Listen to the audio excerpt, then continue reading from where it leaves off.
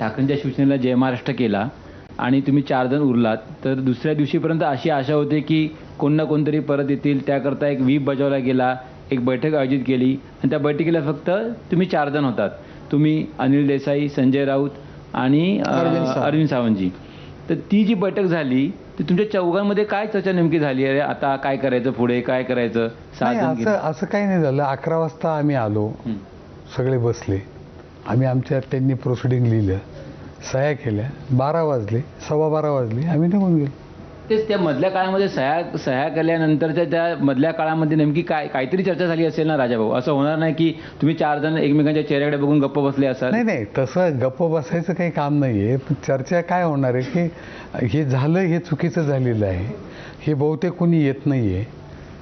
आता ते 3 जण सिनियर होते, त्यांच्या चर्चा झाली, कायदेशीर बाबी काय आहेत याच्यातल्या, याच्यावरती चर्चा करत होते, मी ऐकत होतो.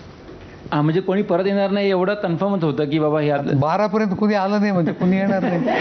हे पण माझं 100% एकच मत आहे. म्हणजे मी माझ्याबरोबरच्या काम करणाऱ्या सर्व जे सोडून गेले, त्यांना सोडून राहिलेल्या सगळ्यांना एकच सांगतो की मेहनत करणं हे आपल्या हातात आहे. निवडून येणं न येणं हे लोकांचं मत आहे. आणि कोणताही चमत्कार आपल्या पक्षाला काहीतरी करेल असं काही नाही. आपल्याला मेहनत करावं लागणार आहे आणि म्हणून आम्ही सगळेजण मेहनत करतो आहे. जे आता आमचे 15 नगरसेवक सिन्नरमध्ये आहेत किंवा 15 नगरसेवक नाशिक महापालिकेत निवडून आलेले आहेत किंवा जे इच्छुक आहेत, मी प्रत्येकाला एकच सांगतो की आपल्याला प्रचंड मेहनत करावं लागणार आहे. आपल्याला लोकांचा विश्वास संपादन करावं लागणार आहे आणि आपल्याला निवडणुकींना सामोरं जावं लागणार आहे. त्याच्याशिवाय आपण टिकू शकत नाही आणि म्हणून आम्ही मेहनत करतो आहे. या गप्पा सगळ्या संपवताना राजाभाऊ, तुमच्या बोलण्यातनं मगाशी 2-3 जणांच्याबद्दल खूप म्हणजे अगदी कृतज्ञतापूर्वक तुम्ही त्यांचा उल्लेख केलात. एक तुमची आजी, एक आजोबा आणि वडील. तर या तिघांचे तुमच्यावर, त्यांच्याकडनं तुम्ही काय शिकलात?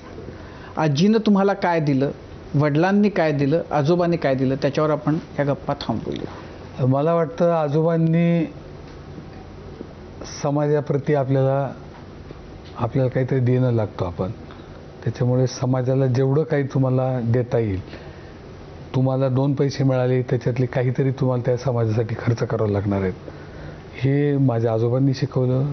सर्वसामान्य लोकांमध्ये कसं राहिलं पाहिजे, कसं वागलं पाहिजे, ते माझ्या आजीने शिकवलं. आणि तुमचे तत्त्व न सोडता तुम्हाला चालवं लागणार आहे, तीच तुमची किंमत ठरणार आहे, हे माझ्या वडिलांनी शिकवलं. थँक्यू. खरं तर असं म्हणतात